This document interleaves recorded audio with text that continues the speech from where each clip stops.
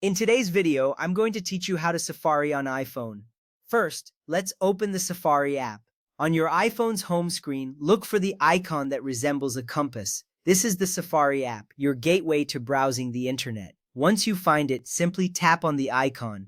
The app will launch, taking you to your last viewed web page or a blank page if it's your first time. This step is crucial as it sets the stage for your entire browsing experience. You will notice a clean interface that makes navigation simple and intuitive. Next, tap the search field located at the top of the screen. The search field is where you can enter either a website address or a search term. As you tap, the keyboard will slide up, allowing you to type. This action is significant because it enables you to access a wide range of information, from specific sites to general queries. Once the keyboard appears, feel free to type in your desired website or a topic you want to search for. After entering your website address or search term, tap Go. This button is usually located at the bottom right corner of the keyboard. By tapping Go, you initiate the search or load the website you entered. This step matters because it transitions you from searching to viewing content. You'll see the page load, and depending on your internet speed, it may take just a moment.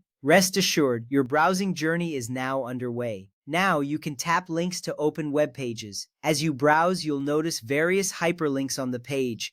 These links can take you to different sections of the same site or to entirely new websites. Clicking on these links is an essential part of exploring the web. It allows you to gather information from multiple sources. Each web page will open, providing you with the content you seek. If you wish to return to a previous page, use the back button. This button is typically located at the bottom left corner of the screen. Tapping it takes you back to the last page you were on. This is particularly useful when you want to revisit information without starting over. You can navigate back as many times as needed. Remember, this helps you retrace your steps easily. Next up, use the Tabs button to open, switch between, or close web pages. The Tabs button is represented by two overlapping squares, usually found at the bottom right of the screen. Tapping this allows you to view all your open tabs in a grid format. This feature is important because it helps you manage multiple web pages efficiently. You can seamlessly switch between tabs or close any that you no longer need.